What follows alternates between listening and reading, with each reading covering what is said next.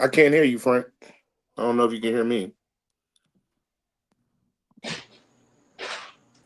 Yeah, I can hear Howie. I can hear you too. What's up, Howie? What's up, my brother? What's up? What's up, everybody? Shay, what up, though? And what's happening, fellas?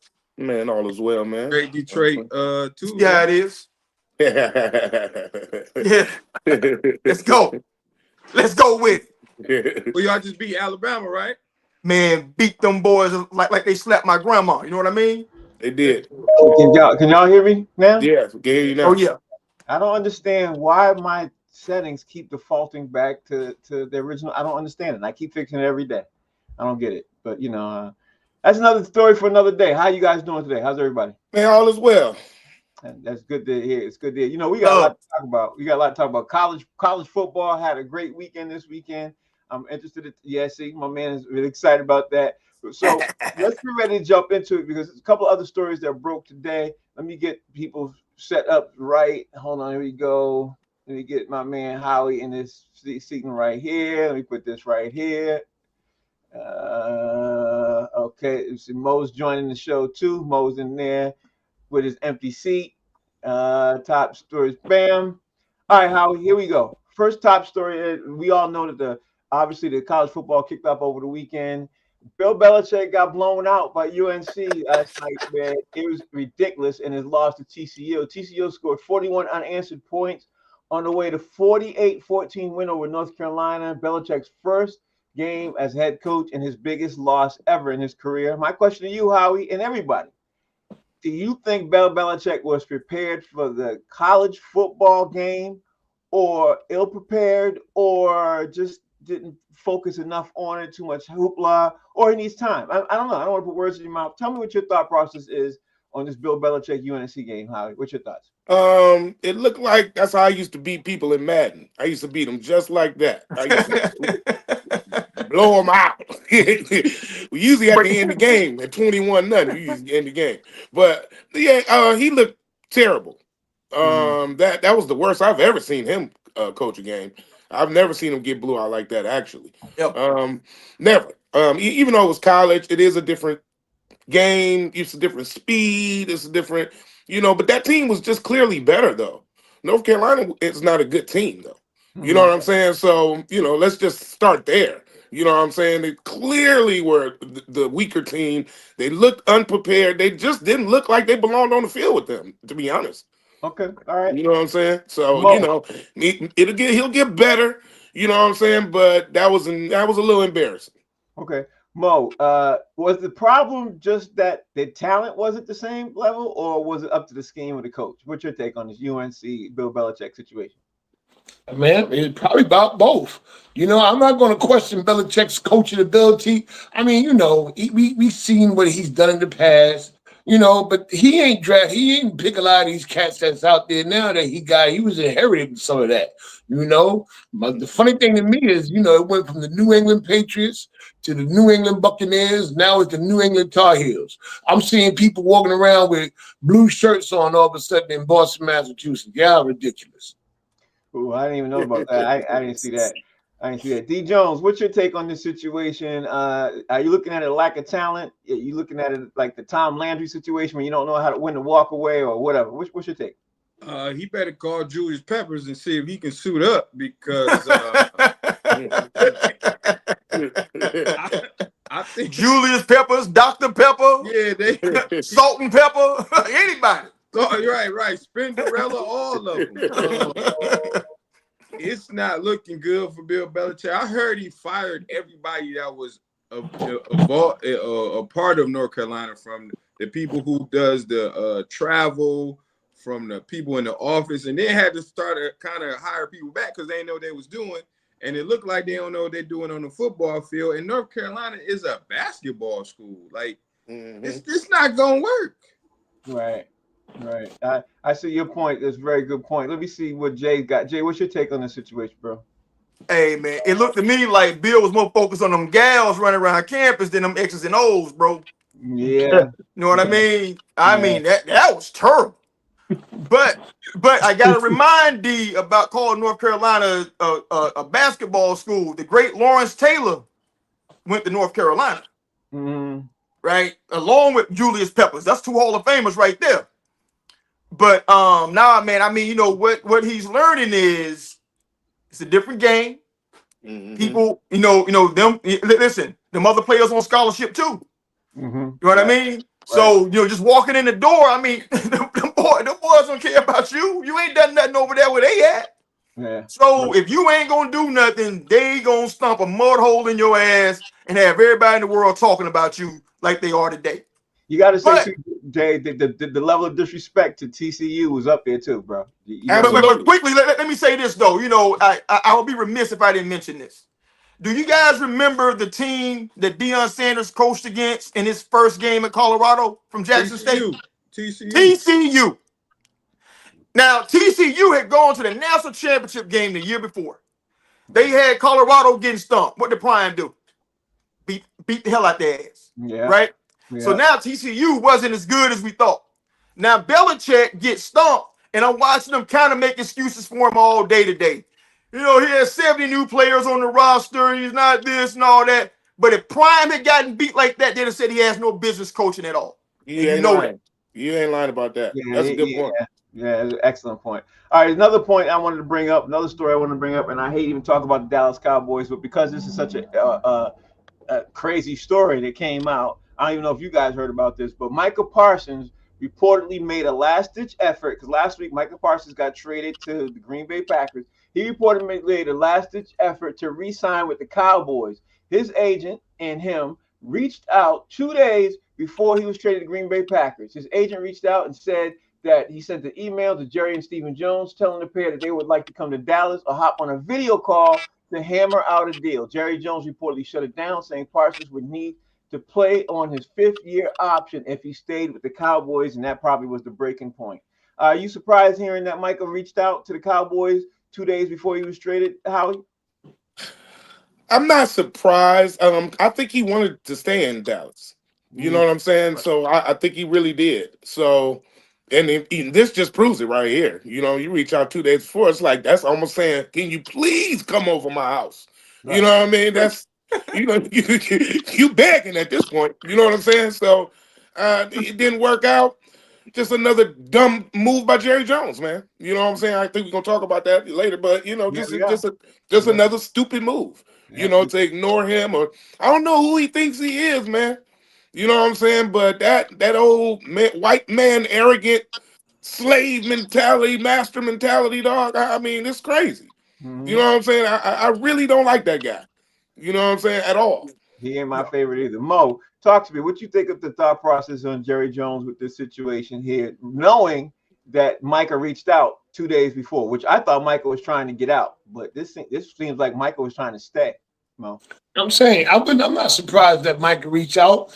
I'm saying, how long has he been a pro? All his life he's been a pro. He's been in Dallas. He got roots there. He got friends on that team. People that, you know what I'm saying, he made a life there. I would have reached out too. I mean, no matter what you say in the public, but still, you want to be where you want to be.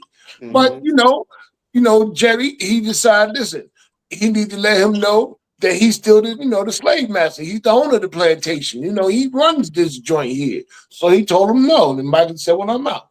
Mm-hmm. D. Jones, were you surprised at the way this thing is unfolding and where we're hearing about details of this Green Bay Packers situation with Dallas?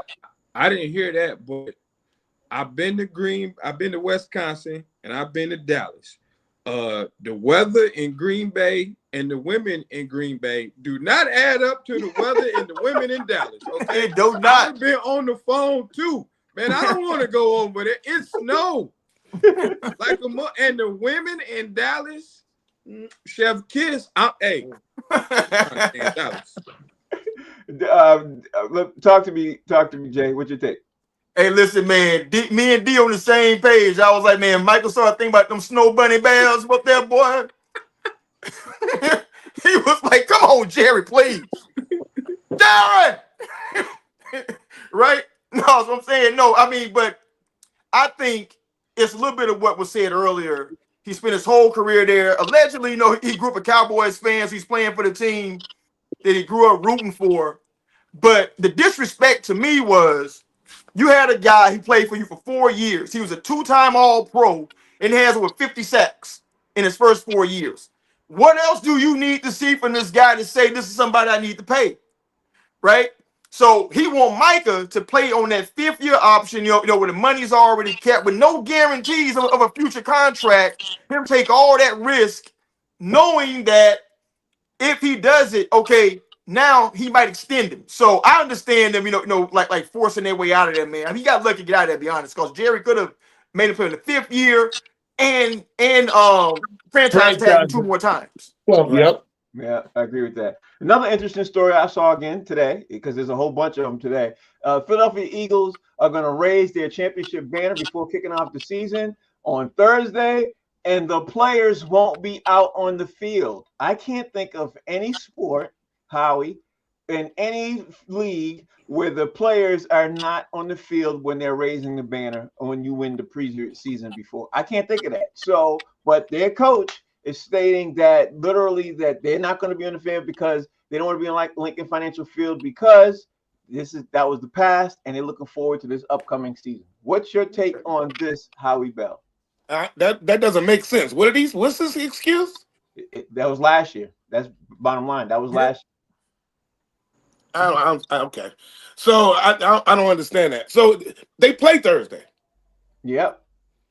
So they're gonna raise the banner up before the game. They're going to raise the banner up like before the game like they normally do, except this time, Nick Sirianni is going to make sure that the players are not going to be on the field. Now, when you win an NBA championship, NFL championship, Major League, any of these leagues, NHL, when you win the league championship, the following season, opening night is the banner ceremony. Sure. In every sport, they raise up the banner because you won. This time, I've never heard this happen before. They're going to raise the banner, except the Eagles will not be on the field because Nick Sirianni believes that was last year.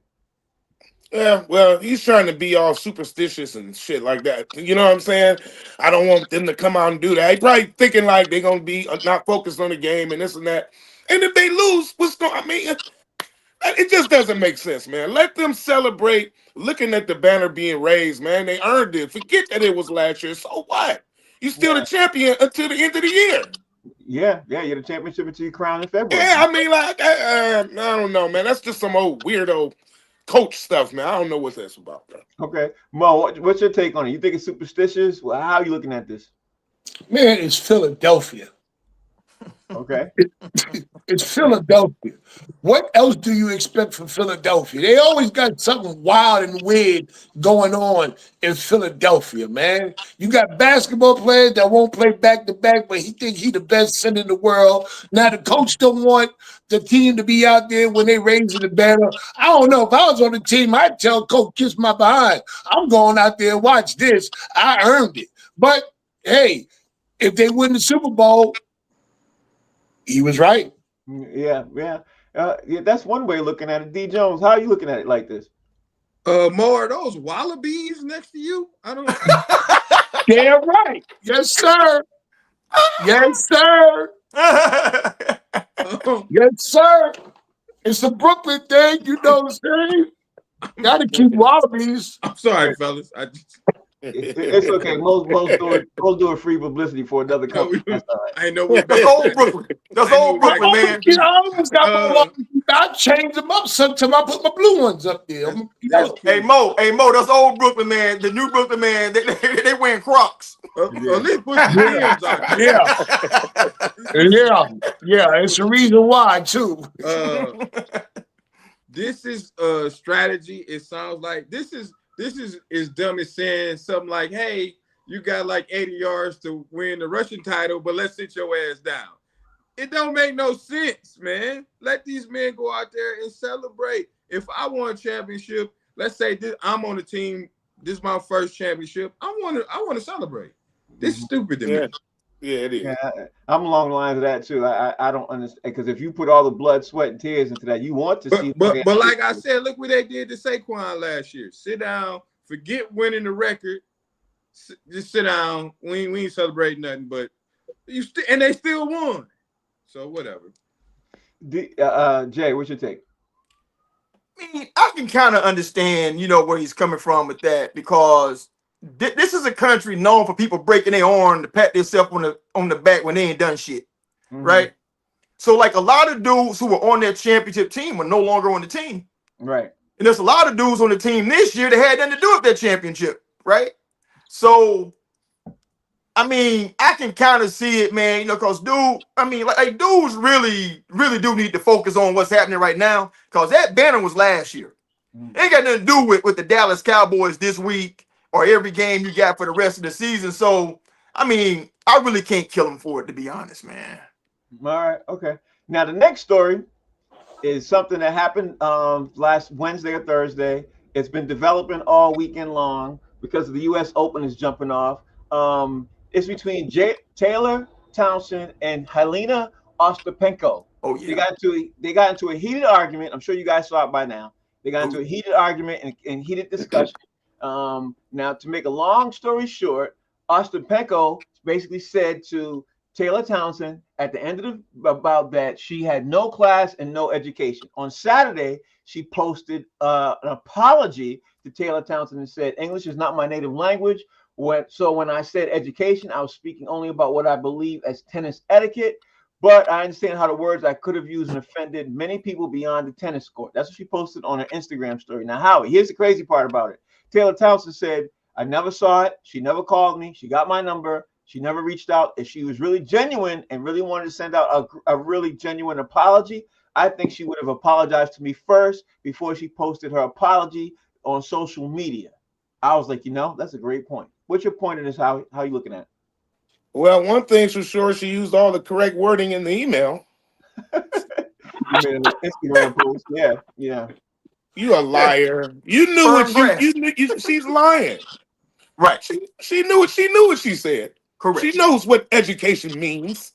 Correct. It's a big difference between the word education and etiquette. Those are two totally different words. Right. Yep. They don't even sound the same. Right. So I don't. So you're lying. You're lying. You're the one. You're a bum, lady, and you're the one with no class. You know what I'm saying? I saw that, man. She looked so stupid. She looked like one of them Karens in Walmart telling you to hurry up and move your cart. I was like, man, get out of here, man. That lady, man. But I like the way she responded, man. She did a good job. Kudos to the way that the young lady handled it with all the class in the world. You feel me? And education. Yep. So Mo, I wanted to bring up this point too. Taylor Townsend handled it really, really well. She did. She didn't. Normally a lot of black women I know would have probably gone off. She didn't go off. She said she shook her hand and she kept it moving. You know what I mean? She was closer to Michelle Obama than anything I've seen. What's your take on this, Mo? How you looked at the situation? Man, in her mind, she got bigger things to go on. She got bigger mountains to climb, bigger fish to fry. She's trying to win championships. You sitting there, you barely can even speak English. I ain't got time for you. Leave me alone. That's what I'm thinking she going in her mind is, I got other things to do. I got a career I'm working on until you learn how to speak English, because it's funny how people don't never know how to speak English when something is going wrong for them, when they doing something wrong. No comprende, no hable, no. Sorry. Just like 2 days before the election, everybody no comprende, no. And then as soon as Trump got in, I feel like, wait, hold up. I've been here for a while. You know what I'm saying? I'm just trying to figure it out. Right. Very, very, very true. Right. D Jones, what's your take on this, bro? And I think she beat her 2 or 3 times before. So yeah, she did. Yeah. She just a sore ass loser. And just went to insults after that. Like, you can't beat me. I just gotta talk shit and say you're uneducated. She probably also meant etiquette, but that ain't what she said. So we gotta take you for your improper English. You racist mother. But yeah, that's all I gotta say about it. Yeah, but Jay, one thing I gotta give Ostapenko credit for, she made Taylor Townsend almost a household name. You know what I mean? That's she did. Yeah.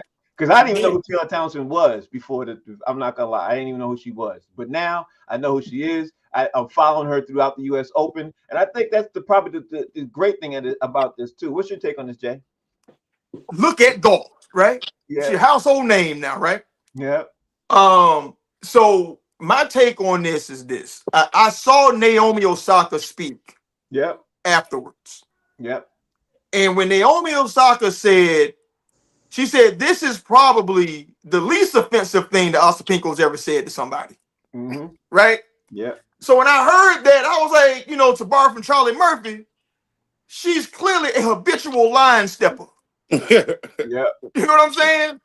Like, clearly, this is what she does as a matter of course in terms of how she conducts herself. But they said the difference here was she did it to a real one who don't mind that smoke. Yes. Yeah.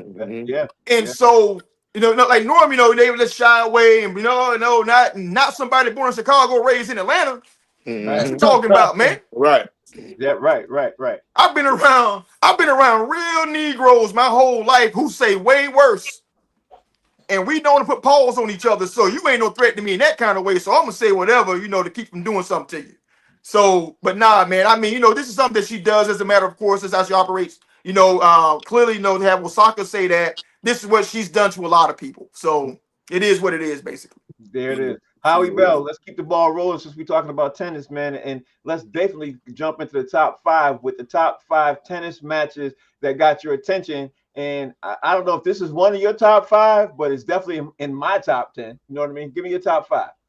Well, when I was a kid, my father used to love John McEnroe, man.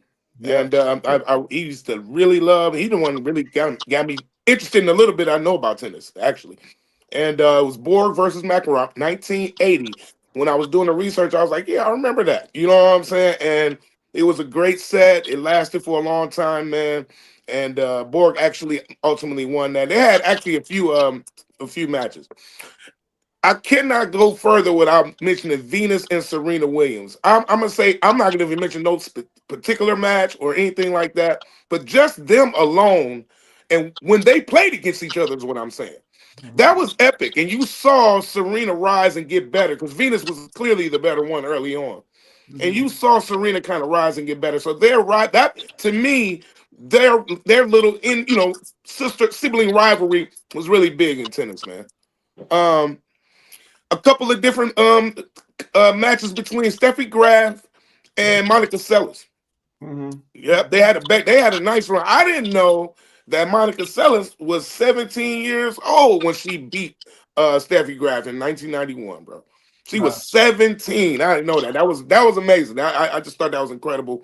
And then they went on and they went on to play again in 95, and Steffi Graf won, and then they just had this big thing, man. You know what I'm saying? A long time. So the most interesting one I'm on is the last one is Federer versus Nadal, right? They had a game that lasted 5 hours.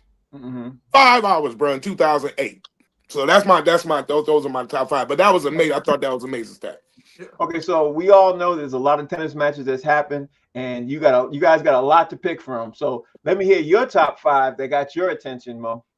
Well, first of all, like how we said, you can't go on without mentioning Venus and Serena, and Serena also, because it started out as Venus, and in any match that they played against anybody caught my attention. I really wasn't a tennis watcher until then. Other than that, the only time I watched tennis when it was Billie Jean King against Bobby, I can't think of his last name. When it was the man where he was like, I can beat, any woman tennis player, he, challenged Billie Jean. That was in the 70s. Yeah. You know what I'm saying?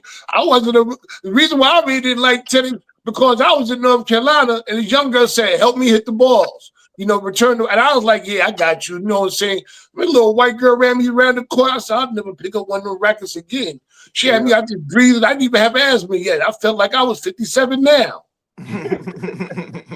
All right, D. Jones, what's your take on this, bro? What's your top 5? I only got 3 because I don't really watch tennis like that. I used to sell drugs. So that was some random shit. Ain't no time to watch some damn tennis. I got time for no tennis. You gotta get that real. Yeah. The views of Bob T and the views of D. Jones. I said I was terrible at it. I was really bad at it. That's why I do comedy now. But we do jokes. 1998, when Venus and Serena first played against each other, I remember that. That was dope. The first time they was in a couples match together, that was really dope. And I got in 2018, when Serena put on that cat outfit. That was the greatest tennis Oh, yes, match sir. Oh yeah. ever. Yes, Lord. Bring back that Serena. Okay, Jay, give me your top 5 tennis matches that got your attention. Serena versus Naomi Osaka. That first time that Osaka beat her. Yeah. Like, that was crazy. I was like, who is this little black and ease looking person over here beating the hell out of Serena over here? He's so black and knees. Um, 4 for me. Anytime I see mixed doubles, you know, I'm gonna watch that because I like seeing how women compete and how men compete within the same space. Mhm. You know, where it's a sport where it's kind of even. You know, and that's kind of hard to find in the sports world. Between men and women, right? Yeah, between men and women. Yeah, Right. it's kind of even in tennis, you know, when you're playing mixed doubles. You know, like Howie, I used to love watching John McEnroe play Yvonne Lindell. Yvonne Lindell was like one of these like USSR satellite nation dudes. He was really, really good, man. You know, and back then they had us all hating anything communist. So I wanted to see the American triumph over the commie Russian. And Yvonne Lindell used to beat his ass. 2, anytime Andre Agassi and Pete Sampras played. Yeah. I mean, I love Andre Agassi, but Pete Sampras was the dude. But Agassi was the only dude that kind of gave him something. And it was always exciting, you know, to watch them play. And number 1, I'm going to say anytime that Serena played Maria Sharapova. Because Sharapova was making all this money and she wasn't winning nothing. She talking shit about Serena and everything, and Serena would beat the hell out of her, bro. So I tuned in just to watch the blonde doll get her spirit broken in front of the world. It was like drinking MAGA tears. You know what I'm saying? It was beautiful. Hilarious. All right, we're gonna keep the ball rolling. Let me see how he's up now. And since we were talking about Jerry Jones, Green Bay Packers, Dallas Cowboys, Howie Bell, let's talk about the top 5 most ridiculous things done by Jerry Jones to you. And he's done a lot since he's taken over the team. So give me your top 5. Well, I got to go with the obvious. Number 1, letting Micah Parsons go. I mean, you know, that was just dumb. You know what I'm saying? I mean, that was just ridiculous. He did some other ridiculous stuff. You're right. He fired Jimmy Johnson right after they won back-to-back Super Bowl. That was ridiculous. I mean, that didn't even make sense. Nothing whatsoever. Nowhere. What's funny is we using the word ridiculous, but he called the concerns over the player facilities ridiculous. He used that exact word, like he wasn't concerned about the player facilities and what they were doing, all that stuff. Like this guy's it's just a slave driver, bro. He actually admitted this too. I didn't know this. And this is a quote. He said he likes to stir things up when things get slow. What does that mean? That means that whenever you feel like doing something, whatever it is, you're gonna be egregious no matter what it is, because something is slow, because you want more activity. Now that ain't got nothing to do with winning, though. Right. That's just doing something. That's just publicity. Well, clearly it does, because he ain't done shit in 35 years. Man, I mean, clearly. And overall, his ego, it drives his decisions. Everything about him is arrogance. He's like a Donald Trump of football. You know what I'm saying? I mean, he just does what he wants to do, and don't really take advice from nobody, and really don't know what he's doing. And that's it, man. You know, those are my top 5 ridiculous. It's plenty more, but yeah, there's plenty. There's a lot. Mo, He's done so much, bro.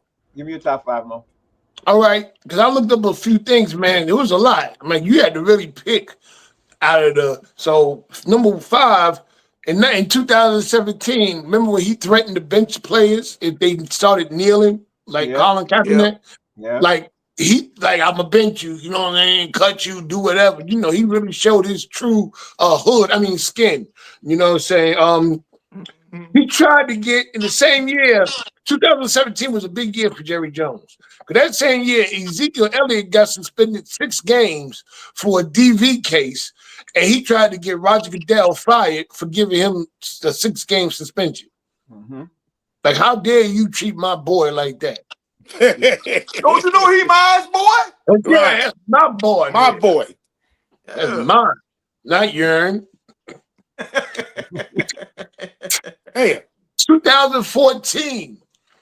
He was in a photo with a stripper fondling her breast. And then there was another photo with a stripper that he paid X amount of dollars to keep quiet. 2014. 2015. He kept a man on the payroll that was accused of taking pictures of the Dallas Cowboy cheerleaders and an up-the-skirt photo of Jerry Jones' daughter. Yeah. Wow. He kept this dude on the payroll. And while that was going on, the settlement, which Jerry said was just beneficial for everybody, to end everything. Each cheerleader involved got $399,523.27. Wow. And then the last one, Micah Parsons. Yep. That's a good list. That's a good list. Let me see what D Jones' list look like. All right, I got firing Jimmy Johnson. That was stupid. And then taking all the credit. I got him number 4. It's a 2-piece. Paying Dak Prescott and bringing Zeke back to be running back was wild to me. Why are you bringing Zeke back? I got the Michael Parsons trade. I did have him in the pictures with the strippers, which I don't mind. But my number 1 is when they got a picture of him outside that school back in Arkansas that was segregated. Oh yeah. That's number 1 for me. Yeah. For me. Yeah. And he's the owner of a football team that's majority black. I get that too. Yeah, crazy. Jay, give me your top 5. A lot of overlap here, man. One, not paying Emmett until the season started slipping away. That was stupid as hell. Yeah. But he saved himself. Not paying generational athletes. I mean, does he think Micah Parsons type people come along every year in every draft? Mhm. That's stupid. Running Jimmy Johnson off. The most egregious thing he's ever done is that. Man. Jimmy built the 3 championships that he has specifically because of Jimmy Johnson. Mm-hmm. And the reason why he hasn't done anything in 30 years is because he fired Jimmy Johnson 33 years ago. Right? I'm sorry, like 22. Yeah, 30, yeah, something like that. 35 years ago, yeah. Yeah. Number 2, to piggyback D again, why you pay Dak Prescott over $300 million to have 0 playoff wins? Mm-hmm. Dak has as many playoff wins as we got. Yeah. Right? He has as many. And the number 1 thing, that D also took, no matter what he's done with the Cowboys, the most egregious thing that he ever did was being outside that high school throwing rocks at black kids trying to integrate Central High School in Little Rock in 1957. And neither one of y'all said this major thing. He tried to deny it. You know what I mean? Yeah, he did. He did. Right. I forgot about that. Y'all got to At first he did until they started highlighting him. Like, this ain't you, Jerry. Mm-hmm. And that's when he started, tap dancing, and trying to walk it back. But it also explained why he runs the team the way that he runs it, but also why other NFL owners allow him to do it. Yeah, because they just like it. Sure does. All right, so we did. Let me get this straight. We did this. Howie here. Bam. All right, so we did the most ridiculous things done by this. You know what we always do? We always try to put things in here to kind of lighten stuff up a little bit. You know what I mean? We at that point. So Howie, you have a choice of giving me your top 5 intro songs of all time, because you've been a comic for a lot of years, bro, and you got a lot of songs that you intro out. So because we try to throw a little curveball in there during the sports show, give me your top 5 intro songs of all time that you enjoyed coming out to. I like big butts, I cannot lie. Right. One of my favorite ones. I used to rock that all the time. Wasn't a big intro song guy, but I do like Fire and Desire, Rick James. Man, I like any Rick James, really. Give It To Me, Baby. Any of that's great coming out songs. Intro song? Really? Intro songs. I used to come out to that all the time. Oh, man. Yeah, man. You and I and all that. You know what I'm saying? I still might hit with the you and I still come out to that. Do do do. Just depends. You know what I'm saying? I like Frankie Beverly and Mays. Anything by them. You know what I'm saying? Any of that. More bounce to the ounce. Anything by Zapp, Roger, and the list goes on and on. Okay, that's a great list. Mo, as a comic, you've been doing this thing for a couple of years yourself, bro. Give me your top 5 intro songs of all time that you enjoy coming out to. Well, I like coming out too. Frankie Beverly and Mays. I had a joke about before I let go. I'll have the crowd sing it, and then the DJ would stop, and I'd say, pick it up anywhere, and you can pick up that song, and you know the words, no matter where that song is at, right? But just a little while ago, I bet you somebody went into the bathroom or into the kitchen and couldn't remember what they went in there for. All right, so But give me 4 more. Down for my niggas.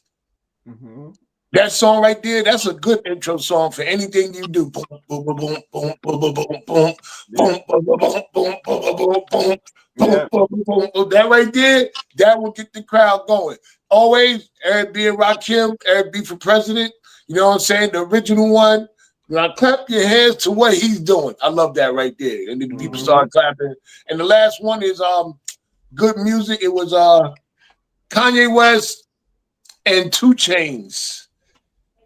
It would just slip my mind. I gotta stop smoking weed, man. Well, we know that ain't gonna happen, so you just gonna be You getting all the time. right, you damn right. Yo, you've been a comic for a while yourself. Give me your Number top 5. I knew a girl named Nikki. I guess you could say she was a sex fiend. As a come out. Oh yeah, if it's some old freaks in there, I'm playing Darling Nikki. If it's some young hip hop heads in there, I'm coming out to Biggie One More Chance, because when the ladies get to sing in the chorus, it always get them. Mm-hmm. Number 3, one of my favorites, always going, and they already said it. Frankie Beverly, Before I Let Go, will get any crowd ready. Yep. If I'm doing an older crowd, I always bring a young lady on stage to do this song with me, and that's Sunday, Monday, Tuesday, Wednesday, Thursday, Friday, Saturday. I always do Saturday Love. Number 1 is Keep Your Heart, 3 Stacks. Keep Your Heart. Hey, these girls are smart. 3 Stacks. These girls are smart. Sweet Jones, international player. I'm saying some UGK. I like your list. Now, Jay, I know you're not a comic, but if you was a comic, give me your top 5 intro songs all time that you come out to. Please, like I said, I'm not a comic, but clearly I would be a different kind of comedian from y'all. I mean, they from Frankie Beverly and shit. I'm like, well, damn. I mean, ain't none of my songs like that. Right. I'm coming out aggressive. I'm thinking anything DMX. You know what I'm saying? Because I'm like thinking about, you coming out there, man. It's like attack the crowd. Number 4, one of my favorite joints is The Next Movement by The Roots. That boom, boom, boom, boom, boom, boom, boom, boom, right? I love that joint. And, because it's me, I'm going to bump that Digital Underground Freaks of the Industry. Boom, ba-doom, boom, ba-doom, boom, boom, boom, boom, boom, boom, boom, right? Number 2, I'm going to go probably Follow Me out by Elias. Follow Me. That's a great song. Well, that joint. But number 1 for me, I don't know why every comedian don't use it. It's that mystical. Here I go. Here I go. Yeah. I said, you looking for me? Boy, I don't know why everybody just don't use that. Yeah, I gotta give you that. But there was a time when that song was out, every comic was using that though. There was a time. I had a church show last week and I bumped DMX. Yeah. Anything X, man. All of it. Okay. All right. So play his prayers. Now it's time since we talked about college programs, Howie, I want to drop this in here right now. The top 5 college programs that are on the brink of disaster. Like you can see it coming. It's written on the walls. Give me the top 5 college programs on the brink of disaster, Howie Bell.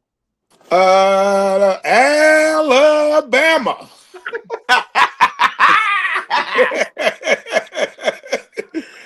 I don't know what they got going on, but that is not the same Alabama. Yep, that's one. Auburn. Okay. They better get their act together too. They look they look a little shaky. I don't know Auburn. Um. You know what? I'm gonna say LSU. Okay. I'm gonna say LSU. They never made it to the college football playoffs either. Mm-hmm. So Number you know three right now that's in the country, though. huh? They're number 3 in the country right now. They They beat number Clemson in 3 right Clemson. now. So they got to show up. They got to get off the pot this year. Yeah. They got to make something happen. And who else I got? Oh, I got Oklahoma. That's Oh yeah, yeah. yeah. One more after that. Oklahoma, man. I don't know what they got going on, bro, but they better hurry up and do something soon. No pun intended. You Sooners. Sooner than later. Sooner than later. That makes so happen.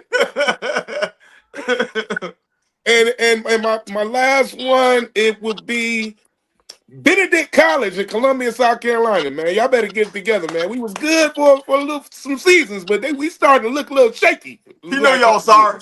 You know y'all sorry. Hey, those my top 5. You know, like Morehouse ain't never been shit, man. We have no expectation for football. None. Yeah, I saw Morehouse play on Saturday. We're gonna talk about that, man. Okay, Mo, give me your top 5 college programs on the brink of disaster.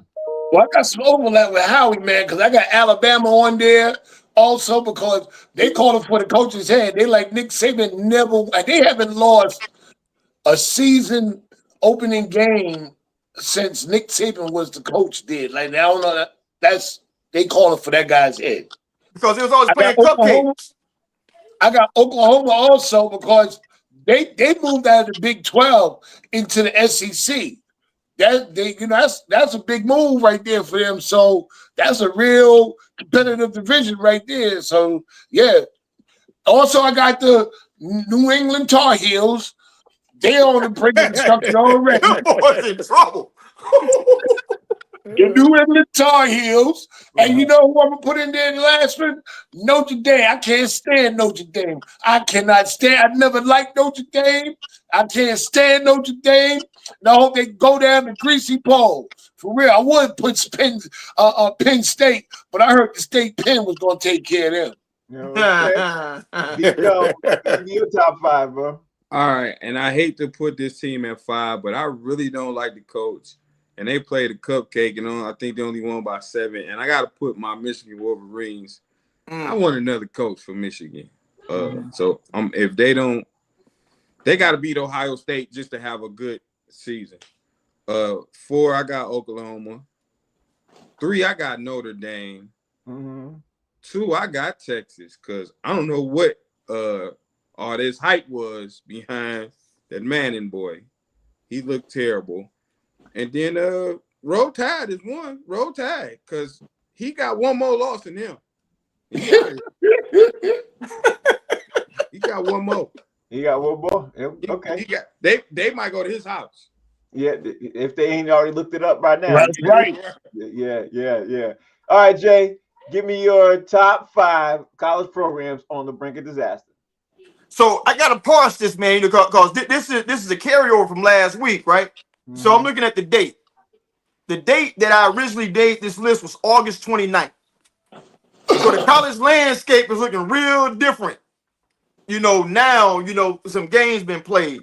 So number 1 for me last week was Florida State. But today, after they skull drug Alabama, for like 4 quarters, listen, they off my list. You know what I'm saying? Them boys, they back. You know what I'm saying? So that's number 5 for me. Number 4, I'm gonna go Ohio State. Because if they lose to Michigan again this year, even though the dude got some time with the national championship, that seat gonna start heating up for Ryan Day. Because if he loses, what does it be? 3 years in a row or 4 years in a row they lost to Michigan? This would be like 3 in a row. Yeah. Like 3 in a row? 4. Okay, go ahead. It might be 4. It might be 4. Right?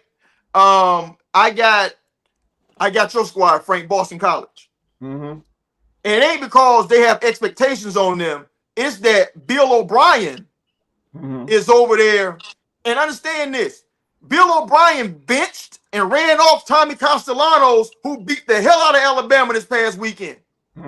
Because he wanted him to be a drop back passer and not use the dude in the way that he's accustomed to being used and can be effective. If Boston College tanks this year and Florida State makes the playoff, he might be up out of there. And the number one for me, USC and Lincoln Riley, bro. Yeah. Let that sink in. They are in the Big Ten right now, and they are maybe the 5th best team. And they're paying this man like $13 million a year to finish 5th. Horrendous. Yeah. USC, bro, they having problems, man, real problems. Definitely horrendous. Definitely horrendous. All right, let me bring up Howie Bell here. Howie Bell, because the football season get ready to start and cut downs is already over, let's talk about the top 5 most surprising NFL cuts that you heard that shocked you on cut down day. Because you know how the NFL cuts go. You know what I mean? Like sometimes a lot of them shock. In the Patriots world, for us, Julius Peppers got cut. I didn't see that coming. No way, no how. They just gave that man a huge contract last year. I'm still shocked by that. Now, there's a lot of them all the time. Howie Bell, give me a top 5 most surprising cuts that shocked you on cut down day. And this could be any all time, right? This All could time. be All yeah. I was shocked when the Colts cut Peyton Manning.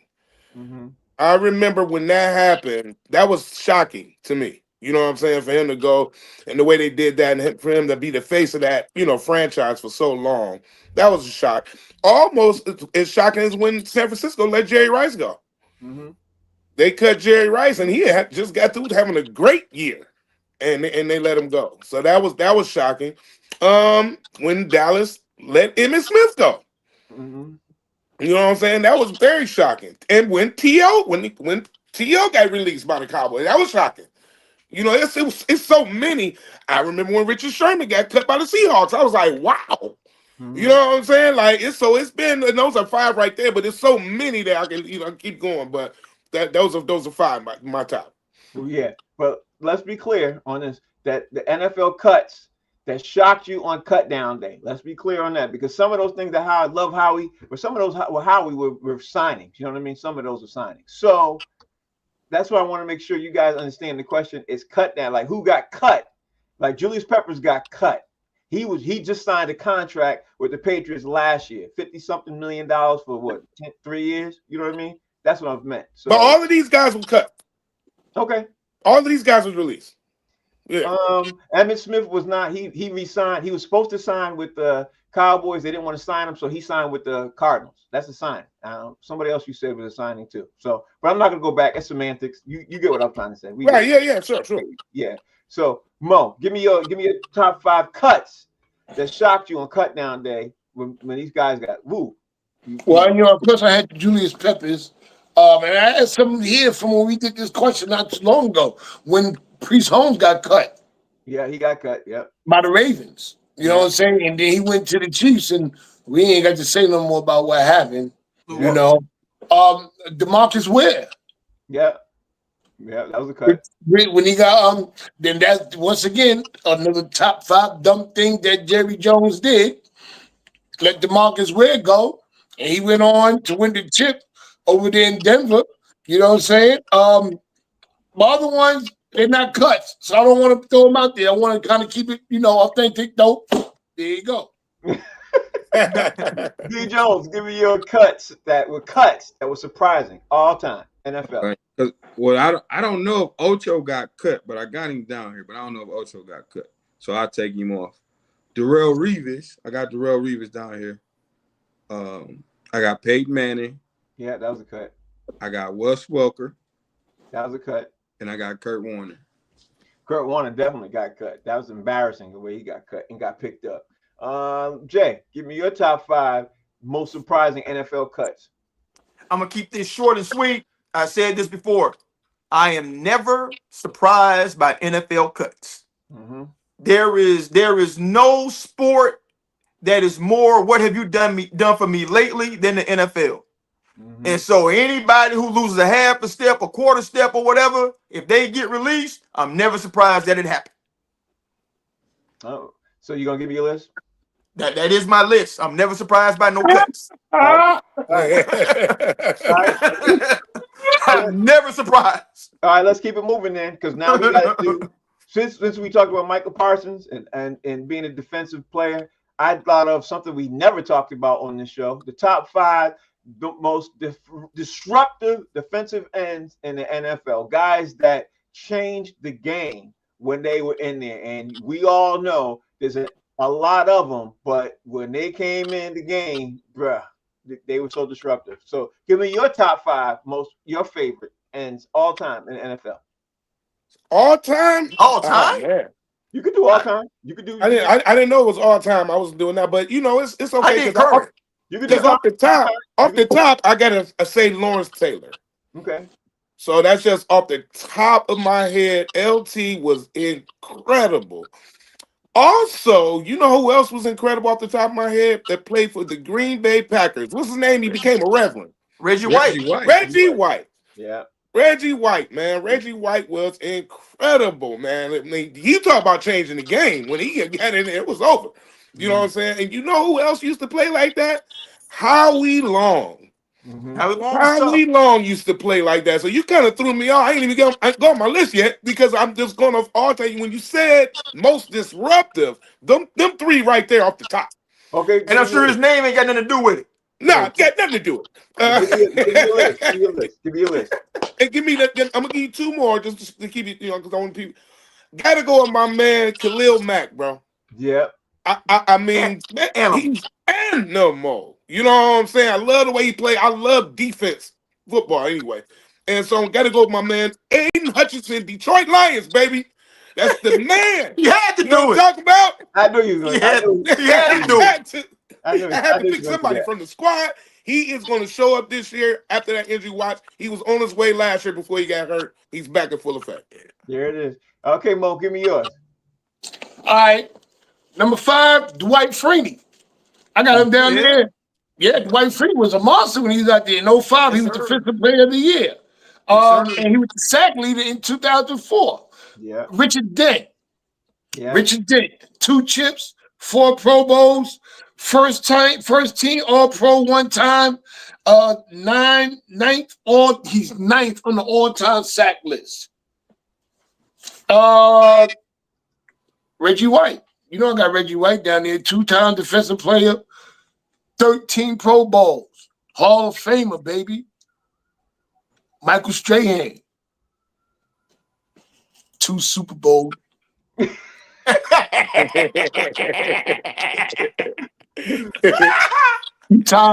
Two-time sack leader. Who did he beat though, Mo? No, come on, Jay. Come on, Jay. Who did he beat? Get them 2. You know, I'm gonna say this about Michael Strahan. Michael Strahan, in his career, he didn't go to the Super Bowl often, but when he did, he beat the New England Patriots. I'm about to put both of y'all on silent, just to let you know, man. I forgot. Hall of Famer. Yeah. D. Jones, give me your top 5. Okay, so I just jotted some down. I gotta go with JJ Watt. When JJ was on fire, boy. Yeah, he was tough. He was out cold. One year I thought he should have won MVP. Yep. This next one, and they might not have been edge rushers, they more like linebackers. But I used to love when Pittsburgh had Greg Lloyd and Kevin Green coming off the edge, and they would just meet whatever quarterback in the middle. I used to love just watching them. 3, I got Bruce Smith. He was cold. Yeah. Yes, sir. Then I got Reggie White. Like, he was damn near unstoppable. And the person I got at number 1 said Reggie White was the greatest, and that's Lawrence Taylor. Mm-hmm. Yeah. I like your list. I like your list, D. All right, Jay, give me your list. Top 5 defensive ends in the NFL. So my understanding, was that it was modern. So that's fine. I'm just gonna do this, for the sake of not repeating everything. So I'll do my modern, who I think are the dudes today. But before I get into that, I gotta mention one all-time great. Even though he was a hand in the dirt, he was more of a linebacker, and folks don't talk about this dude enough. That's the late great Derek Thomas. Oh, he was Derek Thomas was an animal. You hear me? He was a monster, definitely. So number 5 for me is going to be obvious. I'm going to go Myles Garrett with the Cleveland Browns. Mhm. They ain't got no offensive line that can do anything with that dude. Not double teaming, not triple teaming. He gonna get there, right? It's crazy to have him at 5. Yeah. Right. I mean, because to me, he's a no-brainer. You know what I'm saying? Number 4, I'm gonna go TJ Watt, JJ's little brother. Mhm. TJ quietly is having maybe a better career than JJ. And I never thought I'd be saying that. Number 3, I'm gonna go Trey Hendrickson with the Bengals. Only because he is a whole defense, bro. Like, he the only dude out there even capable of doing his job on the field. And but he's just, he led the league in sacks on the worst defense in the league. Number 2, Jarrett Burse, NFL Rookie of the Year last year, Florida State Knowles University for the LA Rams. That man, listen, that youngin picked up offensive lineman and threw him into the quarterback last year. And number 1, because I think he played for such a sorry team, he deserved to be mentioned number 1. I know Cleveland's sorry too, but Max Crosby's tough, bro. Yeah, he a monster. He show up every week and knowing his team's sorry as hell, and he got an almost nil chance of winning. Every week. That's got to be disappointing when every week you doing your job and everybody else isn't. That's got to be really. You just know they sorry. Yeah, that's got to be really disappointing. All right, so as we get ready to wrap this up, let me talk to you guys. Find out first of all how we can follow you, what you got going on. This is officially Labor Day. We celebrated it Monday, but it's I think well, I guess we could say that because my anniversary is Thursday. So to me, Labor Day starts when my anniversary starts. This is the way I celebrate it. But anyway, how can we follow you, Howie Bell? What's going on in your world? Man, you can follow me at Howie Bizzell, HOWIE BIZZELL. And I'm gonna say, man, I had a great time with Mo and Jay, man. We hung out big time in New York, man. Had a great time at the comedy show. Had a ball. The commercial for Unexpected Christmas just dropped. Somebody told me they saw it. I got a call today. So that's what's going on. I'm excited about that, about the promo and everything like that, and all the press stuff we got going on with the movie. And hey, man, other than that, I'm off this weekend. I'm going to watch football, and I'm going to enjoy it. Yeah, there it is. My man, Mo. Tell everybody how they can follow you, what you got going on in your world. Always is MOE_comic on Instagram, Maurice Smith on Facebook. And to piggyback on what Howard said, the Saturday night was, man, listen, I swear to God. Poof. Man, listen. I woke up with smoke coming out my lungs. The bad location people like you and Howie, bro. Man, listen, I had a ball, and I just want to really honestly say this. Thank you, Howie, man. I've been blessed to be in this comedy game, right? And a lot of comedians who take on the role of, I'm not going to say mentorship, but just let me open the door for you. I'm going to give you a chance. You know what I'm saying? You one of them guys. We got a few of them in there, and you one of them. And I just want to thank you for what you did for me, man, for allowing me to be down here. And this weekend, I got to cook over at Gillette Stadium on Sunday, so I ain't doing nothing, other than just getting ready to go cook some food and watch Vegas win. Okay. D. Jones. I noticed that's like I heard that. I'll be at 313 D Jones, and if you're in Chicago this Saturday, I'll be at the Comedy Bar in Chicago. Okay, that sounds really good. D. Sweet. That sounds good. Jay, talk to me. I'd be remiss if I didn't point out that Frank associating his marriage to a job and need a day off with Labor Day. What happened? How did that feel about that? She ain't I wasn't gonna say nothing, but damn. She ain't gonna like that. I noticed it too, JD. I was like, damn. I'm like, damn, man. So your marriage a job out here, Frank? Okay. She ain't gonna like that. Okay. But listen, you can follow me at JD Hayes at Fan Base. I'm over there in the project, with the rest of the black folks, baby. We love it over here. There it is. Y'all watch the show called Box Seats on every day, 5 to 6 p.m. Monday through Friday. We are going to be on again tomorrow. Of course, we're going to be talking about some of the stuff that we followed up with today. And of course, we're going to be focusing more on NFL weekend is kicking off Thursday night. So we're going to talk about the Chiefs, the Eagles, the Cowboys, everybody. And of course, yeah, there you go, the Patriots. We're going to do that too. They're going to do that too. Thank y'all for watching, man. We'll see y'all tomorrow. Peace. Disgraceful.